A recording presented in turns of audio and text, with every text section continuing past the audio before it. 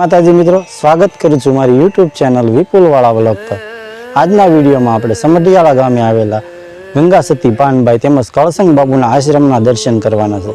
આપણે કળસંગ બાપુ તેમજ ગંગામાં અને પાનબાઈ વિશેનો સાસો શું સંબંધ હતો તે પણ આ વિડીયોમાં જાણવાનું છે, તો વિડીયોને એન્ડ સુધી જોજો।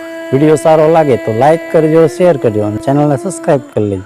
કોમેન્ટમાં લખજો જય गंगा सती पानबाई संग बापूनी जय, गंगा सती मात की जय, पानबाई मात की जय। समढियाळा काळुभार नदीना किनारे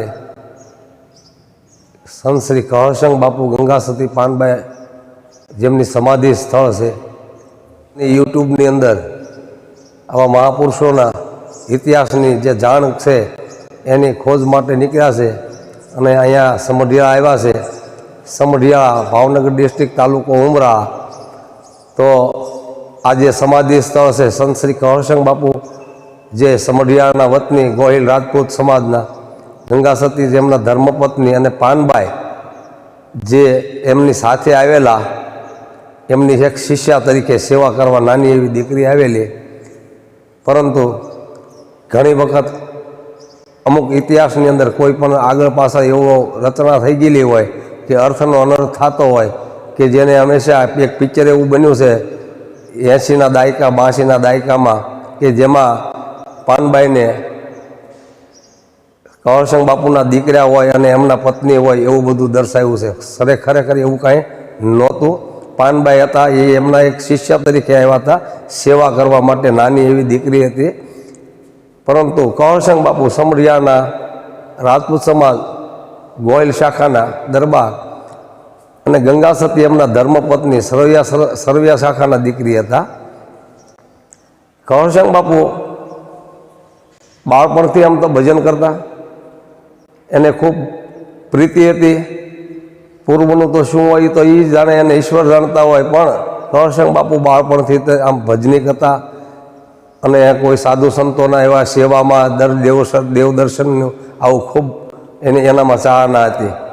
कळसंग बापू ज्यारे एमनी उमर थई लग्ननी त्यारे आज काळुभाરના कांठे रामेत्वन ऋषि करीने एमने जे अहींया साक्षात्कार थयेलो अने रामेत्वन ऋषि जे कांई चमत्कार बताव्यो नदीनी अंदर बापू नाता हता अने रामेत्वन ऋषि निकळ्या अने कीधुं के मांगणी करी के भाई मारे एक वस्त्रदान जोईशे। तो कळसंग बापूए कीधुं के महाराज घड़ी खमो तो हूँ गाममांथी तमने लई आवी दऊं। तो ऋषिए एवुं कीधुं के भाई तमे गाममां जाओ लई आवो तो हूँ बीजी जग्याए जईने मागी आવું, एमनी अत्यारे हाजरमां मने आपो। ते कळसंग बापू तो एवा प्रेमी हता, संत प्रेमी हता, एटले एमने पोतानुं धोती जे हती नदीनी अंदर ऊंडा पाणीनी अंदर जईने ई धोती काढीने आपी। એ ધોતી કાઢીને આપી પછી બાપુ તો સાધુ તો આવી ગયા, પણ બાપુને એમ થયું કે કોઈ નીકળે તો એની પાસે હું આ વસ્ત્ર મગાવીને પછી બહાર નીકળું, એમનામ તો કેમ નીકળવું, આવા વિચાર ને આવા મૂંઝવણમાં હતા। ત્યારે ધીરે ધીરે એમનો હાથ નીચે ગયો તો ધોતી હતી, ત્યારે એને ખબર પડી કે આ કોઈ એવા સિદ્ધ પુરુષ છે અને મને કાંઈક સંદેશો દેવા આવ્યા છે। પછી બીજી વખત જ્યારે એવો ને એવો પ્રસંગ બનેલો, રામેત્વન ઋષિએ કીધું કે તમે જુનાગઢ આવો, ત્યારે પણ એમને બાપુને અહીંયા યાદ આપવા માટે એ ઋષિ પધારેલા અને કીધું કે ભાઈ તમે જુનાગઢ આવો, હવે હું તમને ત્યાં મળીશ। પછી કળસંગ બાપુ અને જેમના ભાઈ અજુબા બાપુ પિક્ચરમાં જેને દીકરા બતાવ્યા છે એ એના દીકરા નહોતા, એમના કાકાના દીકરા હતા, મનુભા બાપુના દીકરા હતા। અને બે ભાઈઓએ નક્કી કર્યું કે આપણે જુનાગઢ જવાનું છે અને આ ઋષિને આપણે દર્શન કરવાના છે અને એની પાસે આપણે માર્ગદર્શન લેવાનું છે।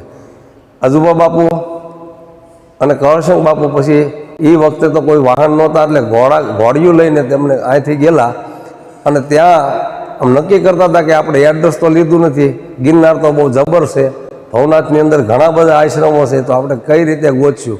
એટલે એવો મનની અંદર સંકલ્પ કર્યો કે કોઈને નામ પૂછીને કહેશું। परंतु त्या गया एटले रामेत्वन ऋषि गिरनारना पगथिए एमनी राह जोईने ऊभा होय एवी रीते ऊभा था अने कळसंग बापुए जने प्रणाम कर्या અને એ પછી પોતાના આશ્રમે લઈ ગયા અને ત્યાં એને જ્ઞાન જે કાંઈ નામકરણ જે કાંઈ એને ગુરુ બનાવ્યા અને એને જે નામકરણ આપ્યું અને જે કાંઈ એને ત્યાં આદેશ થયો કે ભાઈ તમારે સંસારની અંદર રહીને ભજન કરવાનું છે, એટલે કહરસંગ બાપુ તો ભજન કરતા જ તે, અને એમાંય આવા ઋષિ એને ગુરુ મળ્યા રામેત્વન ઋષિ. તો કહરસંગ બાપુએ જ્યારે સમઢિયાળા પાસા આવ્યા અને એમનું રાજપરાથી માગવું આવ્યું, એમનું નામ ગંગા સતી, જેને આપણે આજે ગંગા સતી તરીકે ઓળખીએ છીએ.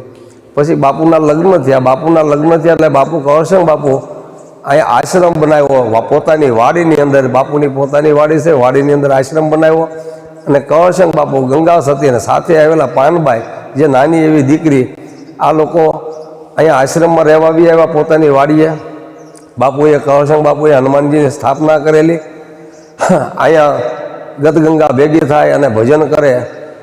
એવામાં એક ભૂદરદાસ બાપુ જે પીપરાળીના દલિત સમાજના સાધુ અહીંયા કાયમ માગવા આવતા ગામમાં, અને માએ ને બાપુએ એવું એની ચર્ચા થઈ કે ભાઈ તમે કાયમ આવો છો ને જાઓ છો, તો પછી આઈને રોકાઈ જાઓ ને. તો ભૂદરદાસ બાપુએ કીધું કે ભાઈ હું તો પીપરાળી રહું તો ભલે સમઢિયા રહું તો મારે તો કોઈ મને વાંધો નથી, તમે અહીંયા એક ઝૂંપડીની જગ્યા આપો એટલે હું તો અહીં રહું. ભૂદરદાસ બાપુ અહીં રોકાણા. કહરસંગ બાપુ, અજુબા બાપુ ગામમાંથી આવે.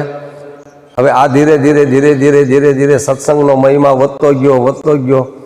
હવે બાપુનો તો જ્યારે બાપુ તો પોતે સિદ્ધ પુરુષ થઈ ગયેલા અને ઘણા બધા 7 ભજનની રચના કરેલી. કહરસંગ બાપુના 7 ભજન છે, એ 7 ભજનનો ઉપદેશ દીધેલો.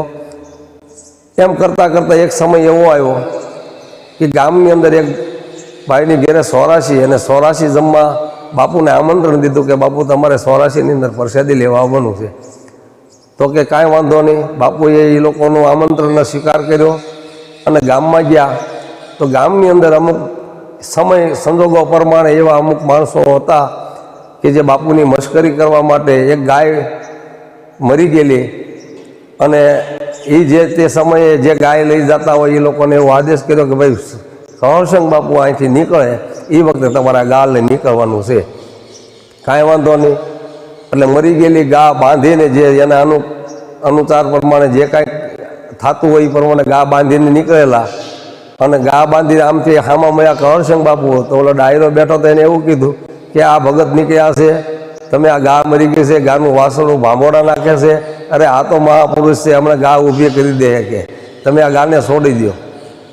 એવું કીધું એટલે ઓલા લોકોએ ગા છોડી. કહરસંગ બાપુને થયું કે નક્કી આજ કસોટીનો વારો આવ્યો છે, પણ હવે જે કે ભગવાન જે કાંઈ લાજ રાખે. કહરસંગ બાપુએ મનની અંદર સંકલ્પ કર્યો, હાથમાં પાણીની અંજળી લીધી અને ગા ઉપર રેડી છાંટી. તો ગા ભાંભોડો મારીને ઊભી થઈ ગઈ. કહરસંગ બાપુને એમ થયું કે હવે ગામમાં જવાય એવું રહ્યું નથી.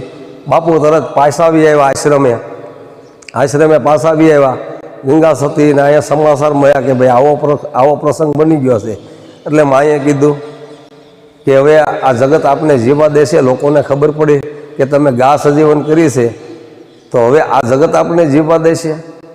ત્યારે બાપુએ કીધું કે ભાઈ એનો જવાબ હું તમને પછી આપી પાછળથી. અત્યારે હું એકાંતની અંદર જાઉં છું, હું મારી રીતે સ્વેસાય બહાર આવીશ.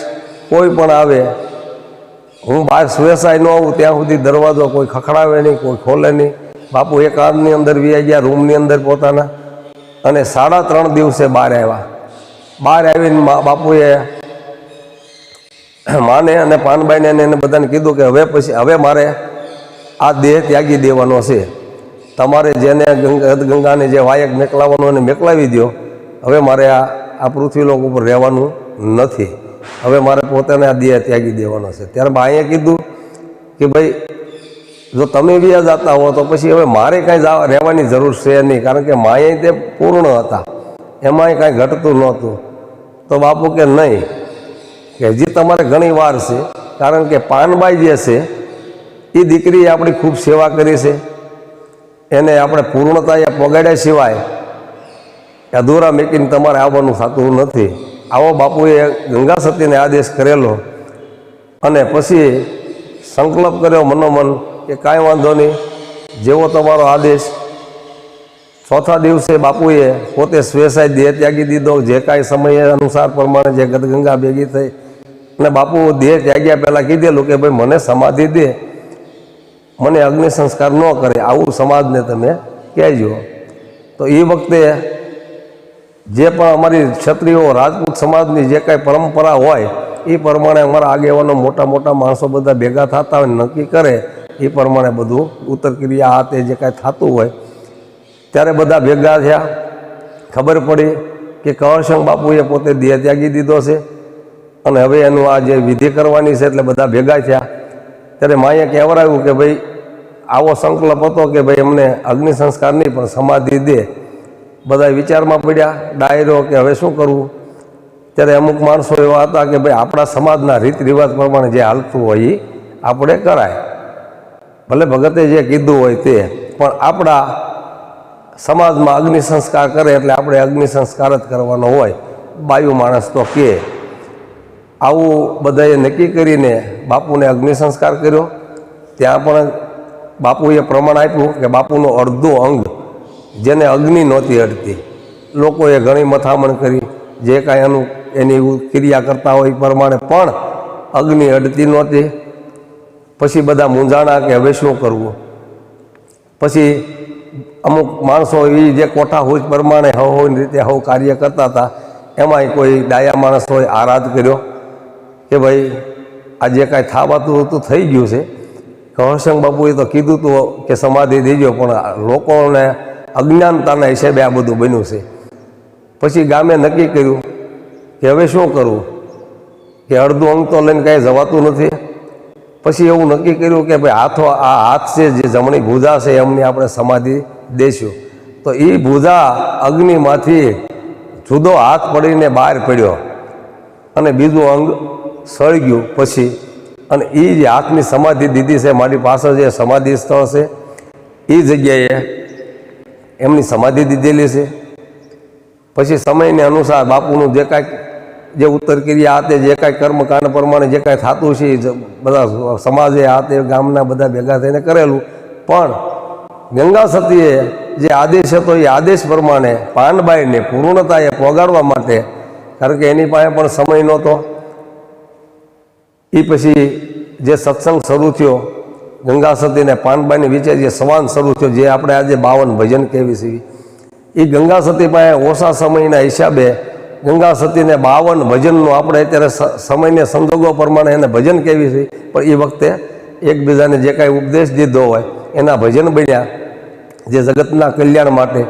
ગંગા સતીએ 52 દિવસની અંદર પાનબાઈને પૂર્ણતાએ પહોંચાડ્યા એવું લોકો સંતો મહાપુરુષોના મુખેથી આપણે સાંભળવી છે વ્યાખ્યા એની, કે આવું જગતની અંદર ક્યાંય બને નહીં કે જે કોઈ 52 દિવસની અંદર પૂર્ણ, જેને પૂર્ણતાએ પહોંચાડે, જેના બ્રહ્મના દર્શન થતા હોય, આવું ગંગા સતીએ પહેલું વહેલું આવું આ પૃથ્વી લોક ઉપર બનાવ બન્યો છે. એટલે આવા જે મહાપુરુષો એના ભજનો ઉપરથી જે એ લોકો જે સંશોધન કરીને બોલતા હોય, અમે તો અહીંયા સેવા કરવાવાળા છીએ બધા, વિશેષ અમને એનું કોઈ જ્ઞાન ન હોય, કારણ કે અમારો કોઈ અનુભવ નથી, કોઈ અભ્યાસ નથી. અમે તો લોકોએ છે સાંભળેલું છે, લોકોએ કીધેલું છે, અમે સાંભળવી છીએ, એની ઉપર વાત કરતા હોય. 52 દિવસ 52 ભજન, જેને ભૂદરદાસ બાપુ જે સાધુ હતા દલિત સમાજના, એને જે ઉપદેશના જે ભજનો બનાવ્યા અને જગતના કલ્યાણ માટે જે આજે જગતની અંદર બધે પણ ગંગા સતીના ભજનની વ્યાખ્યા થતી હોય, ભજન ગવાતા હોય. પાનબાઈને ઉપદેશ દેતા એક સમય એવો આવ્યો કે પાનબાઈએ એક ભજનની અંદર એવું કીધું કે છૂટા છૂટા તીર બારોડી બાઈજી અમથી સયું ન જાય. ત્યારે ગંગા સતીએ કીધું કે તીર હજી તમને વાગ્યા નથી પાનબાઈ, તીર વાગવાને હજી ઘણી છે વાર, તીર વાગવાથી સુરતા સડે આસમાન. આજે ગંગા સતીએ પાનબાઈએ કીધું એટલે માએ એને આવી રીતે જવાબ આપ્યો છે. આવું એક ભજનની અંદર બને છે. પછી 52 દિવસની અંદર પાનબાઈને પૂર્ણતાએ પહોંચ્યા, જે ખોળામાં બેહારીને મસ્તક ઉપર હાથ મૂક્યો અને બ્રહ્મના દર્શન થઈ ગયા. પછી ગંગા સતીએ કીધું કે પાનબાઈ હવે મારે જવાનો સમય થઈ ગયો છે, મેં તમને જે કાંઈ અત્યાર સુધીમાં જે મારે કહેવાનું હતું બધું કહી દીધું છે. કોની હારે બેસવું, કોની હારે ન બેસવું, કેવી રીતે રહેવું, કેમ ક્યાં કોની હારે કેવી વાત કરવી, આ બધું મેં તમને કીધેલું છે. એટલે હવે મારે કોઈ રહેવાની જરૂર છે નહીં, હવે હું પોતે સ્વેસાય દેહ ત્યાગી દેવા તૈયાર છું. પછી ગંગા સતીએ પણ પદ્માસન વાળીને દેહ ત્યાગી દીધો. એ પણ વખતે ગદગંગા ભેગી થઈ છે, કારણ કે પાનબાઈએ એ ભજનની અંદર વર્ણન કરેલું છે. ગંગા સતીએ જે સ્વેસાય દેહ ત્યાગ્યો ને એની એને પંક્તિની અંદર એવું બોલ્યા છે કે સતી જ્યારે સૌધામ ગયા એનું એક આખું ભજન બનાવ્યું છે. પાનબાઈના પણ 3 ભજન છે. એની અંદર કોણ કોણ અહીંયા એ વખતે હાજર હતા એ ભજનની અંદર બધું વર્ણન કરેલું છે. સનકાદિક ઋષિ, બ્રહ્મા, આ તે આવો માહોલ અહીંયા બનેલો. અને ગંગા સતીએ પોતે દેહ ત્યાગેલો. એમને પણ ફૂલ સમાધિ, અગ્નિ સંસ્કાર દીધો, એમની પણ ફૂલ સમાધિ અહીંયા પાછળની જગ્યાએ છે. પછી પાનબાઈએ પણ પછી 3.5 દિવસ પાનબાઈ રોકાણા. પાનબાઈએ પણ 3 ભજન ગાયેલા. એ વખતે ભૂદરદાસ બાપુ અને અજુબા બાપુ કૌરશંગ બાપુના જે કાકાના દીકરા છે. પણ પાનબાઈએ પણ એક ભજનની અંદર અજુબા બાપુનું વર્ણન કરેલું છે કે પૂર્ણ રાત સત્સંગ કર્યો એટલામાં અજોબા આવ્યો, હવે કોણ સડાવે એને પૂર્ણ રંગ. સિદ્ધ પુરુષ તો હતા જ તે. એ વાત ઉપરથી એવું ફાઇનલ થાય છે, પણ હવે આને પૂર્ણતાએ કોણ પોગાડશે આવો પાનબાઈ અફસોસ કરે છે. એ પછી 3.5 દિવસ પછી પાનબાઈએ પણ સ્વેસાય દેહ ત્યાગી દીધેલો અને એમને પણ અગ્નિ સંસ્કાર દઈને પણ એની પણ ફૂલ સમાધિ અહીંયા છે. ત્રીજું કે કૌરશંગ બાપુ, ગંગા સતી અને પાનબાઈ એ 3ની સમાધિ પછી અજુબા બાપુ અને ભૂદરદાસ બાપુ પછી એની સિવાય બીજું કોઈ હતું નહીં. પછી ગામના એમના ભાઈ કૌરશંગ બાપુના ભાઈ જેબાજી બાપુને બધા ભેગા થઈને અજુબા બાપુને આજ એમની જે કાંઈ આશ્રમ હતો, જે કાંઈ જવાબદારી હતી એ બધી એને સોંપી. અને પછી ભૂદરદાસ બાપુ અને અજુબા બાપુ અહીંયા રહેતા. અને અજુબા બાપુ ને ભૂદરદાસ બાપુ પછી એક ખાખી સાધુ હતા જેને જાનકીદાસ જેનું નામ હતું અને જટાધારી બાપુ તરીકે ઓળખાતા. એ પણ એવા સિદ્ધ પુરુષ થઈ ગયા અહીંયા. એમની પણ સમાધિ છે અહીંયા. પછી લોકો જેમ સમય અનુસાર જેમ આગળ જે ભજનનું જે વ્યાખ્યા થતી ગઈ, ભજનો ગવાતા ગયા અને મહાપુરુષો એની ઉપર વર્ણન કરતા ગયા, ત્યારે ઘણા સમયે આજે 130 વર્ષ થઈ ગયા છે. 130 વર્ષે આટલું બધું જાગૃત થયું છે અને લોકોને ખબર પડે કે ગંગા સતી તો ભાઈ આવું બધું કહીને ગયા છે, પાનબાઈ આવું કીધું છે. અને કૌરશંગ બાપુના જે કાંઈ ભજન છે 7 ભજન એ તો અદ્ભુત છે.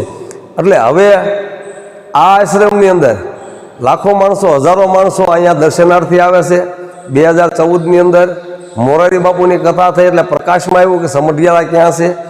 પછી તો કોઈ કેટલું માણસો આવે છે એનું કાંઈ નક્કી જ નથી. અમારા રોજ 100-200થી માંડીને 5000થી માંડીને 20000થી માંડીને 50000 માણસ સુધીનું રસોડું થાય છે. અહીંયા અન્નક્ષેત્ર ચાલુ છે. અહીંયા રહેવાની પણ સગવડ છે. અમે કોઈ જાતની ફી લેતા નથી.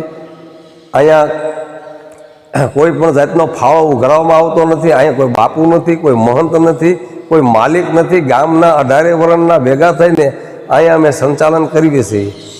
એમાંય આખા ગામનો જે બસ દરેક સમાજનો સાથ સહકાર મળ્યો છે. અમે બધા જવાબદારી લેવા માણસો છીએ.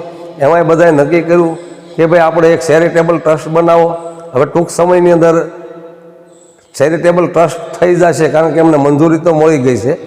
એમાં દરેક સમાજના અમે લીધા છે. અમારા ગામના લીધા છે, બહાર ગામના લીધા છે, ઘણા અમરેલી જિલ્લાના છે, ભાવનગર જિલ્લાના છે, કેટલા જિલ્લાના છે એનું કંઈ નક્કી નથી. એવા બધા જેનો ભાવ સ્વેસાય, જેનો કોઈ સ્વાર્થ નથી, આવા દરેકને આ ટ્રસ્ટીની અંદર અમે સામેલ કર્યા છે કે ભાઈ અહીંયા એક મોટું ધામ બને, અન્નક્ષેત્ર હાલે, જે બાપુના કૌરશંગ બાપુ, ગંગા સતી, પાનબાઈના જે દર્શને આવે એની માટે વ્યવસ્થા બને.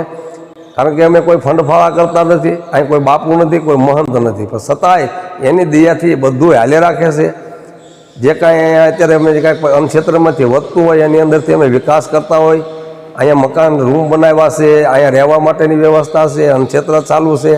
કોઈ દી કોઈને પૂછ્યું નથી તમે કેવા છો. અમે કોઈ નાત જાતનો કોઈ ભેદભાવ અહીંયા રાખવામાં આવતો નથી.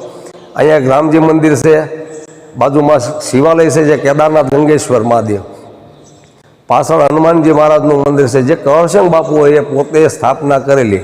જેમ સાળંગપુર હનુમાન, ભૂરખ્યા દાદા આજે હનુમાનજી છે, એવી રીતે અહીંયા પણ કૌરશંગ બાપુએ પોતે સ્થાપના કરેલી છે. રાજપરામાં પણ સ્થાપના કરેલી છે. પણ અહીં તો એવી લોકવાયકા છે કે કૌરશંગ બાપુ જ્યારે હનુમાનજીને હાંકલો મારતા ને જેમ રામની પાસે હનુમાનજી આવે અને એવી રીતે કહરસિંહ બાપુ ખાલી યાદ કરે એટલે હનુમાનજી મહારાજ કેટલી વખત અનેક વખત પ્રગટ થયેલા છે, આવી લોક વ્યાખ્યા છે.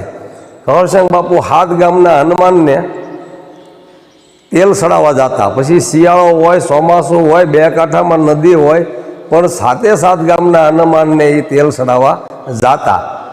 એ તેલ સડાવવા જાય ત્યારે 4 વખત નદી આડી આવે, અને બે કાંઠામાં હોય તો કોઈ દી કહરસિંહ બાપુ એવું નથી બન્યું કે સામે કાંઠે ન ગયા હોય. એટલે આવી લોકવાયકા છે. એટલે બાપુની પોષ પૂનમ એમની નિર્વાણ તિથિ છે. એટલે અમે એની નિર્વાણ તિથિ નિમિત્તે અમે પહેલાં પદયાત્રા રાખતા હતા, હવે રથયાત્રા કરી નાખીએ છીએ. અમે સાતે સાત ગામના હનુમાનને પૂજા અર્ચના કરીને તેલ સડાવવા જાવીએ છીએ બાપુની તિથિમાં. અને રાતના સંતવાણી હોય, અહીં મહાપ્રસાદની વ્યવસ્થા હોય, દરેક ગામના બહારથી આતે આવે, દરેક પૂનમ ઉજવીએ છીએ અમે. દરેક પૂનમે અહીંયા મોટો થાળ હોય, પછી અહીંયા રાતના સંતવાણીનો પ્રોગ્રામ હોય, લોકો આવીને રોકાતા હોય. એમ માં ગંગા સતી અને પાનબાઈ એ જેને એની નિર્વાણ તિથિ એવી રીતે આવે છે. ફાગણ સુદ 8મ ગંગા સતીની નિર્વાણ તિથિ આવે છે, અને ફાગણ સુદ 13ની પાનબાઈની આવે છે. તો આ દરમિયાન 4 થી 5 દિવસનો ગાળો રહેશે. તો અમે આ વખતે એક નાની એવી ભાગવત સપ્તાહ, રામપારાયણ, શિવપારાયણ, દેવી ભાગવત, આ લોકો જે નક્કી કરે એ પ્રમાણે અમે આયોજન કરતા હોઈએ. અને એની અંદર એ ઘણા બધા દાતાઓ ઊભા થાય. ઘણી વખત એવા શાસ્ત્રીના દાતા ઊભા થાય, પછી જે કાંઈ રસોઈઓના દાતા ઊભા થાય. પણ એક માની કૃપા એવી થઈ, દાદાની કૃપા એવી થઈ, પાનબાઈ માની, હનુમાનજી મહારાજની, કે અમારે કોઈને માગવું નથી પડતું. સ્વેસાય લોકો આવીને સામેથી બધું દાન આપે છે, અને એમાંથી અમે ચલાવીએ છીએ. હવે તો પછી અમારે ચેરિટેબલ ટ્રસ્ટ થઈ ગયું છે, અને ટૂંક સમયની અંદર અમારે ચેરિટેબલ રજિસ્ટ્રેશન નંબર પણ આવી ગયા છે, અને એનું ખાતું પણ ખુલી જાય છે. પણ અહીંયા એક કે કોઈ પણ જે લોકો છે કોઈનો સ્વાર્થ નથી. સૌ પોતાનો એવો આ ભાવ વ્યક્ત કરે છે કે આપણેથી જેટલી થાય એટલી સેવા કરવી, અને ગામના દરેક સમાજને હારે રાખીને અમે આ સંચાલન કરીએ છીએ. આ સમાધિ સ્થળ છે. અહીંયા દરેક લાખો માણસો પરસોત્તમ ઋષિ પાંચમને દીધો અહીંયા 40 થી 50,000 બહેનો આવે છે સ્નાન કરવા, અને અહીંયા આવી ગયેલા છે લગભગ કોઈક બાકી છે. લગભગ બધાને ખ્યાલ છે કે અહીંયા અમે ફરાળની વ્યવસ્થા આપીએ છીએ. અહીંયા બહારથી આવતા હોય અને રહેવા કરાવવામાં કોઈ જાતની ફી નહીં, કોઈને પૂછવાનું નહીં તમે કેવા છો. આવી વિશેષ આમાં જે કાંઈ માહિતી ઘણી બધી છે, કારણ કે અમારે તો બહુ જબર એવું પુસ્તક બનાવ્યું છે. પણ વિશેષ તમને કહો, આ ભજન એક પુસ્તક છે કહરસિંહ બાપુ ગંગા સતી પાનબાઈનું, જેનું જીવન ચરિત્ર અને એના ભજનો જે બનાવ્યા, જે એના પ્રકાશિત મજબૂતસિંહ સાહેબ છે, જેને બુદ્ધદાસ બાપુએ લખ્યું છે, પણ પ્રકાશિત મજબૂતસિંહ સાહેબ છે. કારણ કે લોકવાયકામાં ઘણું બધું સાચું ખોટું હતું, એટલે જે સત્ય હતું એ બધું રાખીને એ અમારા આશ્રમમાં અમે રાખીએ છીએ. અમે કોઈ લાઇબ્રેરીમાં ક્યાંય દેતા નથી, આશ્રમેથી નથી દેવી છે. અને અત્યાર સુધીમાં લગભગ 30,000 જેટલા પુસ્તકો અમારે વેચાણા છે. એમાં એવું છે કે 1 રૂપિયો કોઈની પાસેથી વધારે નહીં લેવાનો, 1 રૂપિયો નુકસાની નહીં કરવાની, લોકો સુધી સાચી માહિતી પહોંચે એ માટે આખું એક પુસ્તક બનાવેલું છે. બોલો કહરસિંહ બાપુની ગંગા સતી માત કી જય, પાનબાઈ માત કી જય. જય સિયારામ. આ હનુમાનજી મહારાજની સ્થાપના ખુદ કહરસિંહ બાપુએ 130 વર્ષ પહેલાં કરેલી છે.